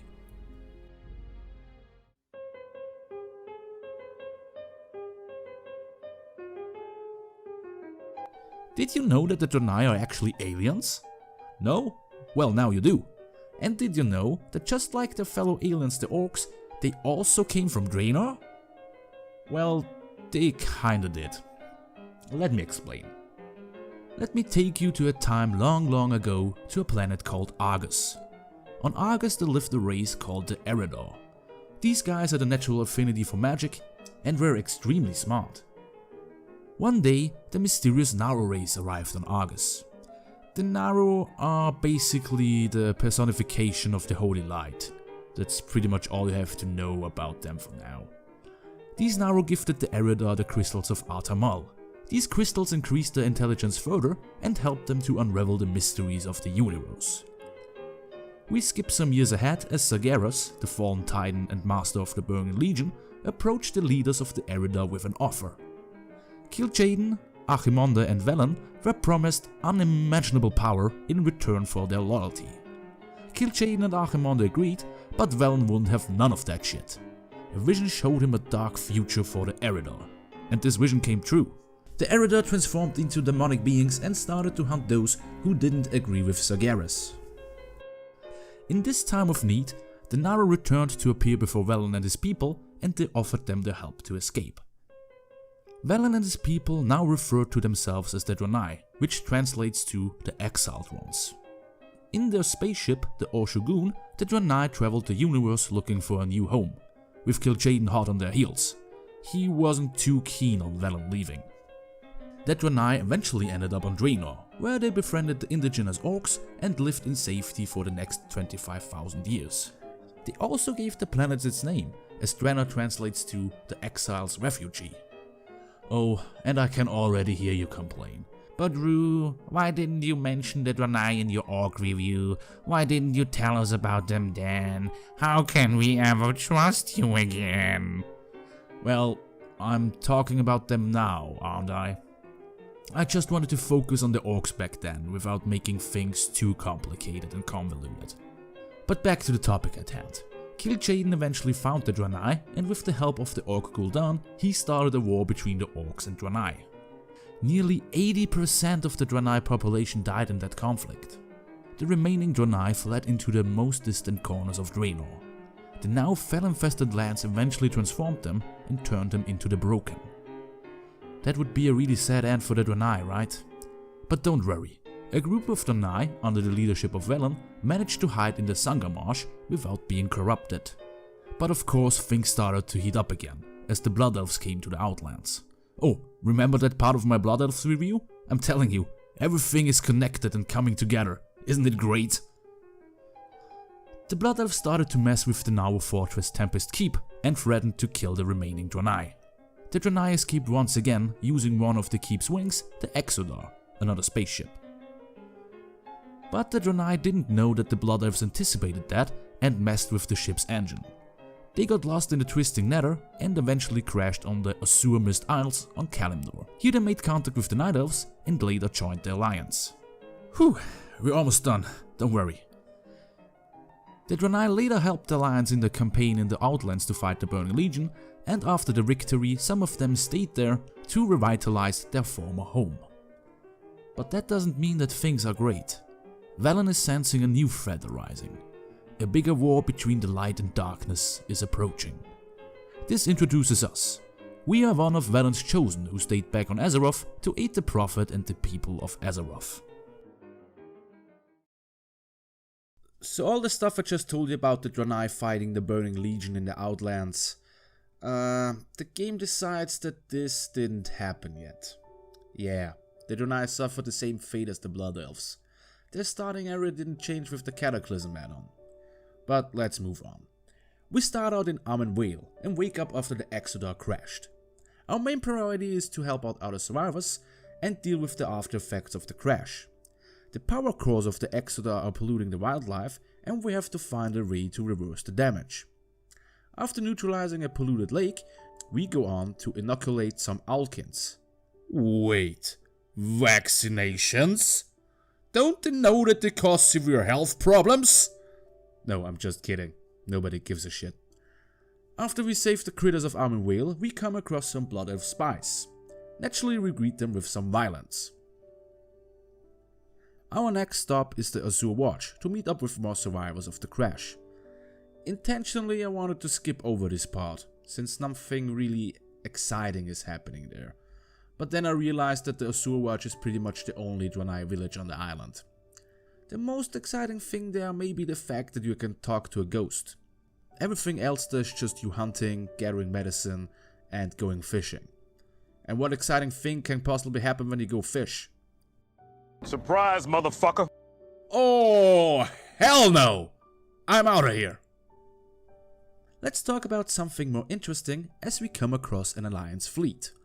Those guys were forced to stop at the Azure Mist Isles due to sabotage. We also run into our old friends, the Venture Company, and help the fleet to uncover the mystery around the saboteur. Turns out that one of the crew members was conspiring with the Venture Company and is actually working for Kel'Thas, who wants to strip mine the Exodar for its magical power stones. Yeah, that's not dated at all. We also fight a bunch of snake people. That's fun too, I guess. The most interesting thing may be the journey around the island to communicate with the spirits of the Stillpine Firbolgs. These spirits not only teach us the language, they also lead us to the Stillpine Hold. Here we are told that we are the Promised One, a hero destined to save the Stillpines. And we are just in time, since the Stillpines are at war with the Bristlenim tribe and we help them fight them back. We also free the imprisoned tribe members. And we have to fight some Murlocs, but I'm not going to talk about those assholes again. There are even more problems. One of the power cores of the Exodar crashed into the Stillpines' home and turned the Owlkins their cuckoo. And we have just the right cure for cuckoo. We also fight a giant two-headed dog and are praised as the savior of the Stillpines. I wish there was more I could tell you about the Draenei starting zone, but as I said before, the stuff you do there don't really stand out. The part with the Alliance fleet was fun and explains how the Draenei joined the Alliance, but there wasn't much else that impressed me. I have to be honest, I've never been a big fan of the Draenei. Not because of the looks or the story, it just always have been such a drag to go through the starting zone. Their capital, the Exodar, looks cool though. They have holograms and a Naru. That's cool, I guess. I guess this was a short video. At least it seems like it when I'm writing this script. Next time we have a little special video.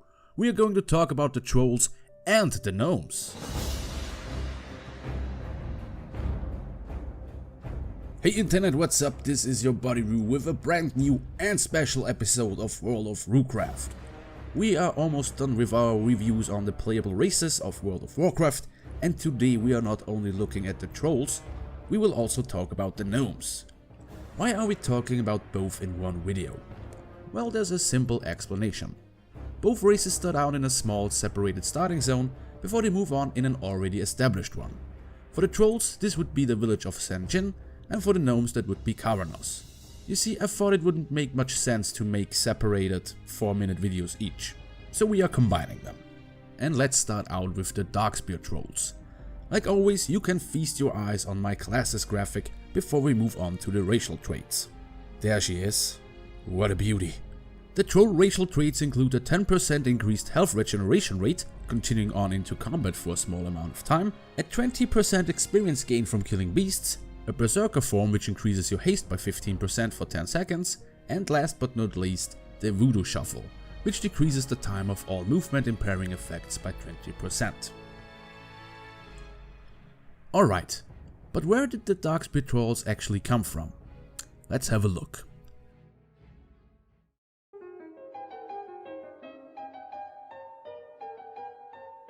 We go back to a time before the Great Sundering. I mean, way back, as it is believed that the trolls are the oldest, non-Titan created race on Azeroth. The first trolls roamed Kalimdor as hunters and practiced a shamanistic, superstitious lifestyle. Over the years, one big troll empire formed, the Zandalari Empire. Some of these Zandalari trolls settled in other two different empires, the Gurubashi and the Amani Empire. Even though they didn't like each other very much, both empires rarely clashed, since they both had to deal with the insectoid Arch-Akir Empire. The trolls eventually defeated the Arch-Akir, and some of them traveled to the center of Kalimdor, drawn there by the Well of Eternity. As I mentioned in my Night Elf review, those were the ancestors of the Kaldorei. The Kaldorei Empire eventually grew and crushed the power of the Gurubashi and Amani. After the Great Sundering, the empire suffered even more. Famine and death claimed countless troll lives. We already know the fate of the Amani tribe. They got wrecked by the High Elves. But the Gurubashi had some hope. A false hope. The spirit Hakar approached the Gurubashi and promised them a return to their former glory. All he wanted for that was the casual soul sacrifice and to enter Azeroth to reign in chaos and death. The Gurubashi eventually managed to defeat Hakar and his followers. The empire soon fell apart as it divided into several smaller tribes. One of these tribes was the Darkspear tribe, who were forced out of their home in the Stranglethorn Vale and settled on the Darkspear Isles. And these are the guys we are talking about today. During the Third War, Thrall and his people traveled to Kalimdor. You may remember that from another video. During this journey, they crashed and landed on the Darkspear Islands. Thrall really shouldn't board a ship. On these islands, they found the Darkspear tribe and helped them out with defending themselves against the Alliance. Everything was fine and dandy, until all of them were attacked by Murlocs and the Naga sea witch Sajira. Goddamn Murlocs. Together with their new orcish friends, the trolls fought back the Murlocs, but not without losses. The then chief Sen Jin lost his life and passed his mantle to his son Vol'jin. Yes, you're not mistaken, the troll village Sen'jin in Durotar is named after him. After defeating the Murlocs, the trolls joined the Horde and made their new home on the Echo Isles on the coast of Durotar. The trolls remained a part of the Horde ever since. And that's where we come in.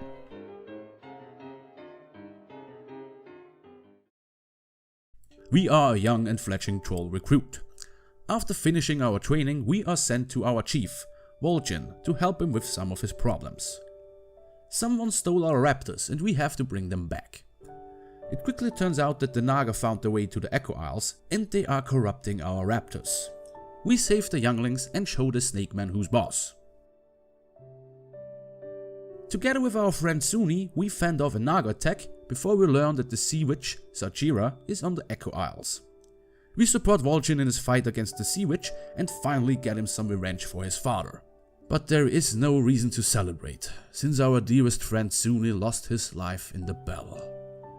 After a last conversation with Vol'jin, we are sent to Sen'jin to further our adventure.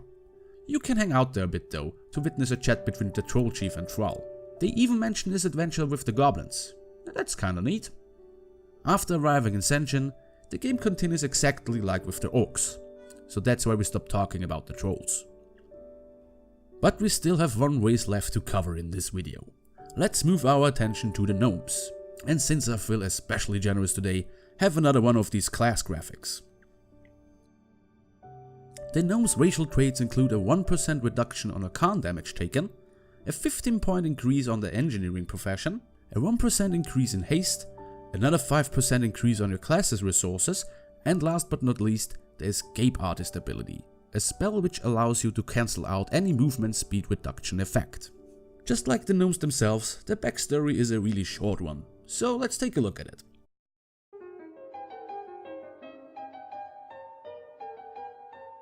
Not much is known about the history of the gnomes. What we do know is that they hail from the mecha gnomes. These robotic little creatures are known for their intelligence and ingenuity. The mecha gnomes were created by Miriron to aid him in his duties. Oh, I remember that guy too. Like I said, everything is connected.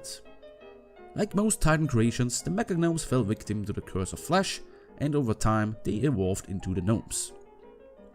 We don't really know what happened next to them, but as I mentioned in an earlier review, they were later discovered by the dwarves, who helped the little guys to build their home Gnomerigan. The gnomes later were a big part in the First and Second War, where their inventions and machines were a critical part of the Alliance forces. But then something bad happened to them. As the Third War rolled around, no gnome heeded the call of the Alliance. As the dwarves returned to Ironforge, they had to find out that the gnomes lost Gnomerigan to invading Trog troops, and tried to fight them back on their own. During the siege of Gnomerigan, the royal advisor Siko Thermoplug suggested flooding Gnomerigan with radiation to defeat the Drogs. This made things worse, as a lot of gnomes lost their lives or turned into so-called leper gnomes. Thermoplug himself turned into leper gnome too, and is ruling over the radiated city of Gnomerigan ever since. The remaining gnomes fled to Ironforge, where they settled in the Tinker Town. And this brings us to today. After the war in Northrend, the gnomes finally managed to retake parts of Gnomerigan. The only problem is that these parts are still heavily radiated and deadly. That's where we come in. Our adventure starts in Gnomerigan itself. We earn our stripes by fending off leper gnomes and saving survivors.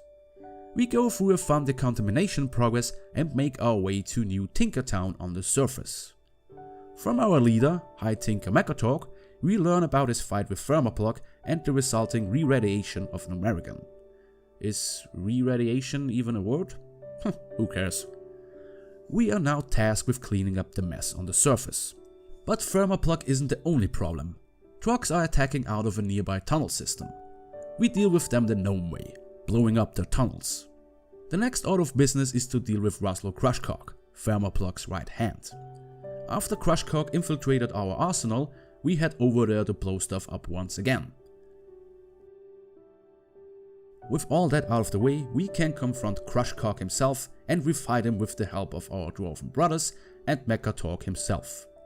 For whatever reason, Mechatalk has to telegraph his attacks like a Pokemon. Mechatork beam! Mechatork ray! Crushcock is defeated, we are cheered as the heroes and sent to Karanos to aid our dwarven brothers. You see, there isn't that much to talk about starting zones, and I didn't want to review every single quest you have to do. And this concludes this review. Reviews. Next time we move on to the final race we have to talk about, the Pandaren. Hey Internet, what's up? Welcome to another edition of World of Roocraft. As you may guess from the title, I am Roo. And today I want to talk to you about the last playable race and starting zone we haven't reviewed yet. Today we tackle the mysterious Pandaren. But like always, before we can talk about their story and starting zone, I have to show you another class graphic. I just realized, this is the last time I can show you these. I'm not crying, you are crying. Shut up. Let's move on to the racial traits. First of all, they are bouncy, which means that they take only half the normal falling damage. The Pandarens are masters of the kitchen and have a 15 points bonus on the cooking skill and receive double the stats of well-fed effects. They achieved inner peace and their rested experience bonus lasts double the time. And last but not least, they have the quaking palm ability, which allows them to stun enemies for 4 seconds. And let's not forget the most important thing about the Pandaren. They are faction neutral in the beginning, meaning that after you finish the starting zone, you get to choose if you want to fight for the Horde or the Alliance. Great, so let's head over to the part where I mispronounce names.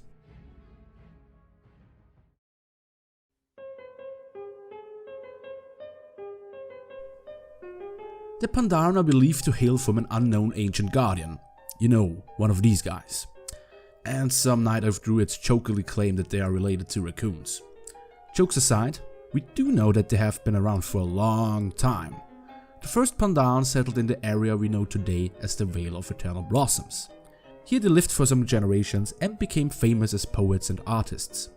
They also discovered the wild gods known as August Celestials, but I'm not going to name them. What? Pandaren are lazy. I just go with the flow. Things were fine and dandy, but like always, things went down the toilet pretty fast. The so-called Mogul rose to power and enslaved the Pandaren. The Mogul were originally created by the Keepers to help them in the ordering of Azeroth, and like most Titan creations, they were afflicted with the Curse of Flesh. Figuring out that they are pretty good at fighting and stuff, they decided to do that from now on. That's pretty much all we have to talk about them from now. The Pandaren lived in slavery for a couple of generations until they finally rose up against their Mogul masters. Even though the Mogul's allies, the Zandalari trolls, joined the Mogul forces, the Pandaren were able to defeat them. Around this time, the Order of the Cloud Serpent was founded. It also marked the birth of the Pandaren Empire. The Pandaren stayed around and became close allies to the Highborn Empire. They even warned the Kaldari about the dangers of the Well of Eternity, but fell on deaf ears. To save themselves from the Burning Legion, they traveled to the island continent we know today as Pandaria and used the power of a mystical mist to shroud themselves from the rest of the world. The mist protected the Pandaren from ships and being discovered, and they lived there in peace for the next couple of millennia. But some adventurous Pandaren made it through the mist. For example, Shen Stormstout, who you may know from Warcraft 3. There was also a guy named Liu Lang. 800 years before the opening of the Dark Portal, Liu Lang's hunger for adventures caused him to venture out to the open sea on the back of the giant turtle Shang Xin Zhu. This wandering isle became a new home for some Pandaren and is floating through the ocean ever since. So let's skip ahead some years to today. And we're talking about the Cataclysm again. Took us a while. The Cataclysm caused the protective mist of Pandaria to weaken, opening the island to the Horde and Alliance. For the first time ever, someone else but a Pandaren sets foot on Pandaria. But that's not where we come in yet.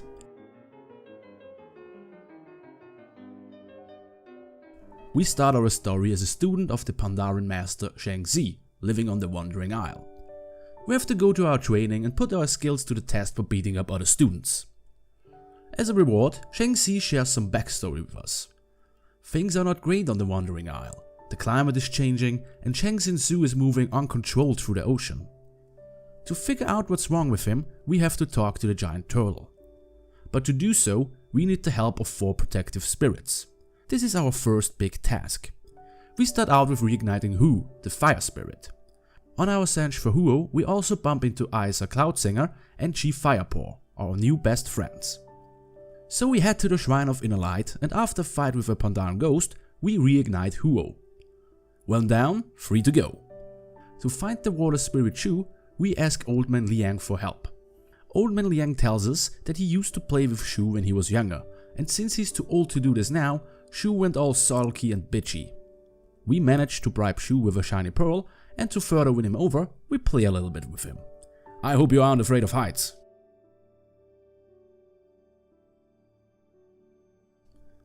Next up is the Spirit of Earth, Wugo. We find the lazy shit sleeping in Daolo village. To wake him up, we try out ringing this giant gong. So let's see how that plays out.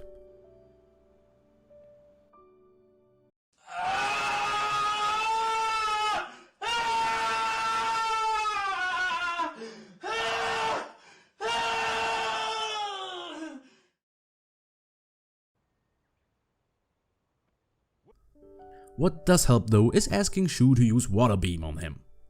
Why didn't we do that in the first place? Now there's only one spirit left, Da Feng, the Spirit of Air. We find him in the Chamber of Whispers, where he promptly tries to kill us. Turns out that the little guy is just scared of the giant onyx snake, Shao Ren. We help the little airhead in an epic battle for the skies and slay the dragon. With all 4 spirits united, we are now ready to talk to Shang Xin Zhu. But before we can do that, Master Shang Zi has a little chat with us. He reminds us of the importance of our mission and dies. Kinda. He fuses its spirit with the Isle and turns into a Yoda ghost. I guess pandas do that, right? So we hop into an air balloon and chat with Shang Xin Zhu.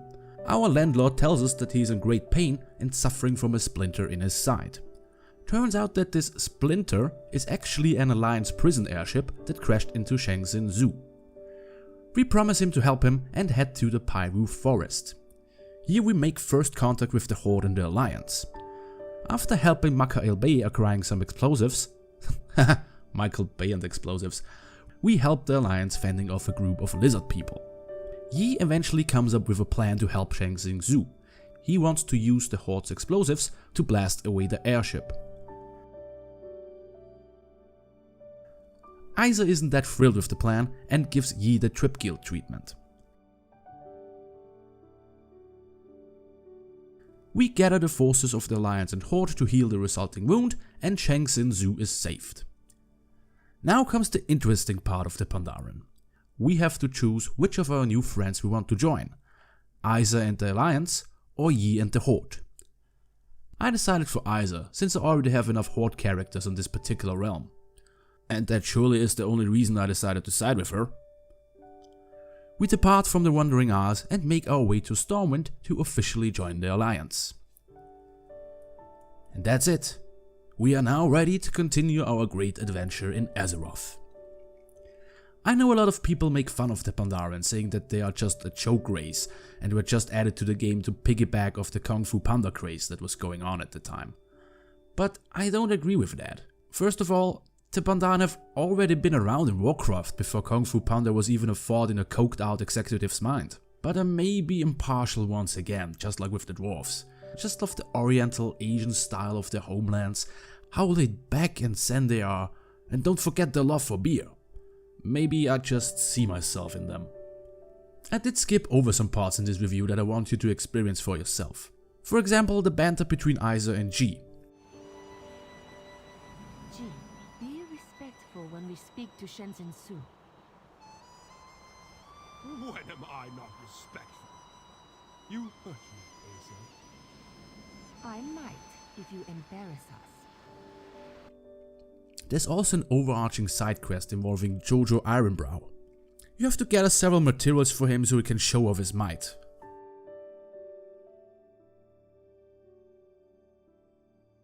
Haha, he probably got a concussion, maybe he's going to die. Bodily harm is fun. And that's all I can tell you about the Pandaren for today. And would you believe it? We are done reviewing all the different starting zones and races in World of Warcraft. Well, kinda. I'm well aware that there's still a Death Knight class and Demon Hunter class. Both classes start out in different starting zones, but I decided to talk about them as soon as we reach their respective add-ons. We will, of course, continue our adventure in World of Roocraft, and going forward, I want to review the different areas of Azeroth. As you can imagine, it will take a little bit more time to make these videos, so please have mercy with me. Next time we will pick up with our Forsaken Warlock friend and venture into the Silverpine Forest. Like always, if you enjoyed this review, let me know by hitting the like button or leaving a comment. If you feel especially generous, consider sharing this video or subscribing to the channel. This is Roo signing off. Bye bye.